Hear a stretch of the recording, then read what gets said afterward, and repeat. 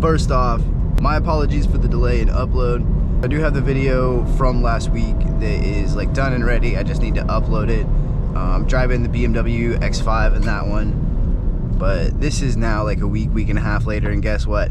I still don't have those lower control arms. Holy fuck.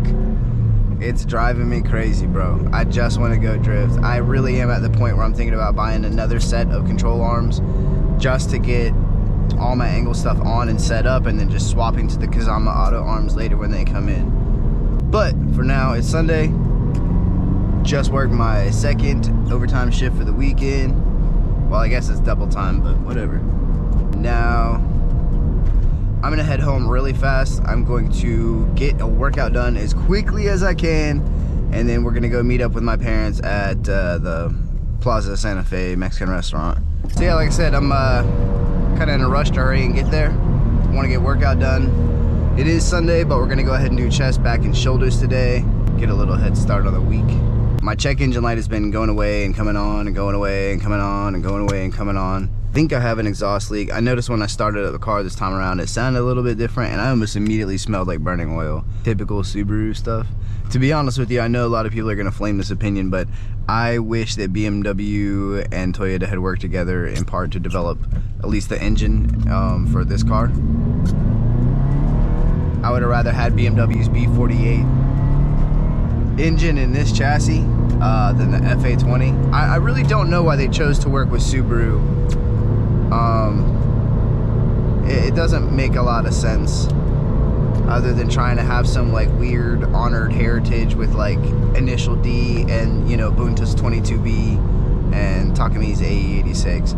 Outside of that, and I understand that's quite a fucking reach, I can't think of any reason why Toyota was like, yeah, Subaru, let's fucking build our new 86 together, our homage to one of our greatest, most famous longtime cars.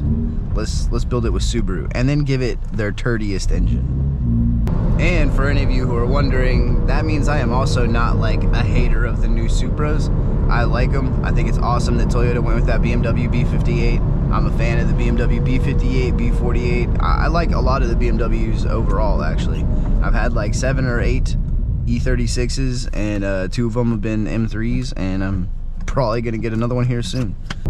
So it's a rainy Sunday, and even though we're gonna work out, I know that coffee is gonna be one of the little treats for the day. Who doesn't love some iced coffee on a rainy Sunday, right? Even before a workout. I've kind of talked about it a few times.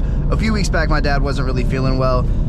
One of those weekends, which was the weekend that I didn't upload some of the footage of a completely done video where I'm driving around in an X5, is the weekend that he ended up having a heart attack from, you know, Saturday afternoon until Sunday morning, mid-Sunday morning kind of thing. It was a long time. He's much better now. He's back home, but his front main artery was 100% clogged. So like by all rights, he should be healthier now than he was before the heart attack in a sense. But to everybody who reached out, everybody who prayed and you know, wrote and said they were thinking about us, my whole family appreciates it. I appreciate it. And my dad really appreciates it. Thank you so much, all of you guys, for keeping us in your thoughts and your prayers.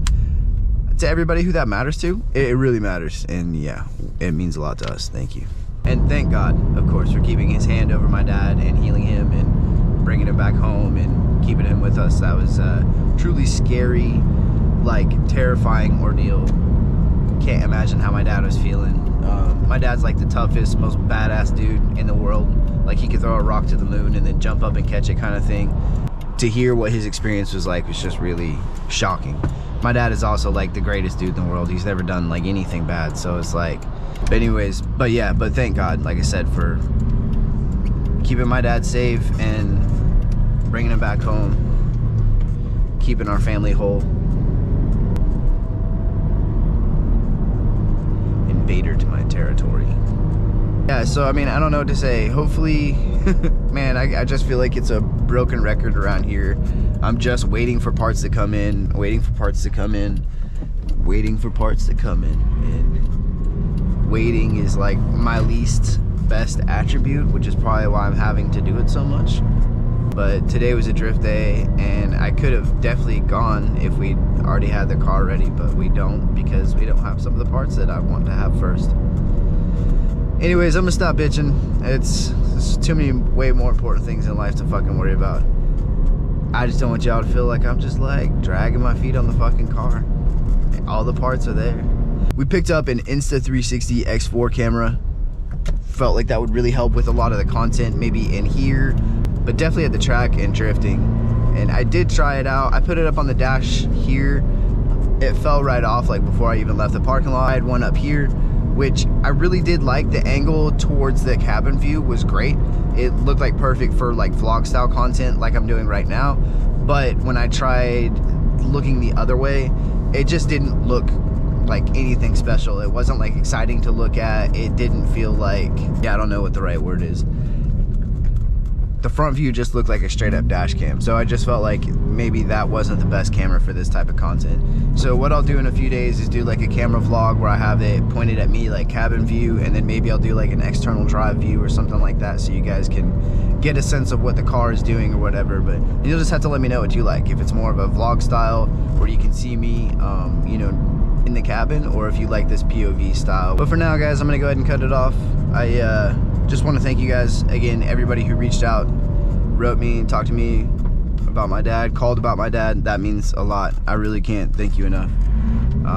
Thank God, like I said, thank you guys.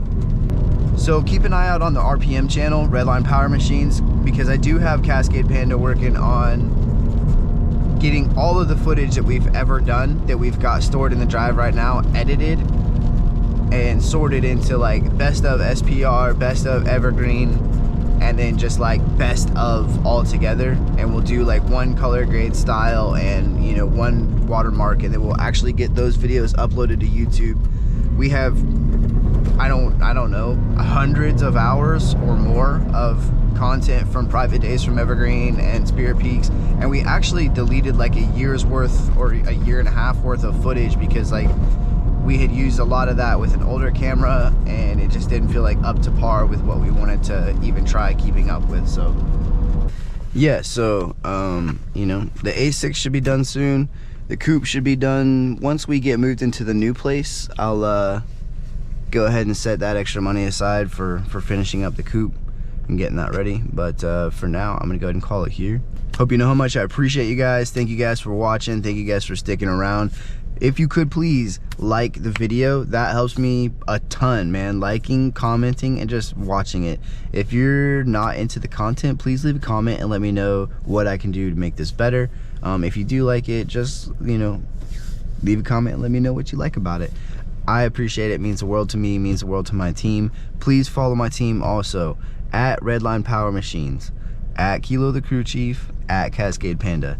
I am at Clutch Kick Poppy. You can follow us on all social media platforms. That's Instagram, YouTube, TikTok. That's where you need to find us. Mostly Instagram and YouTube, but we're trying to make TikTok happen very slowly. It's a struggle, right? It's hard to do life, but anyways, thank you guys. Much love.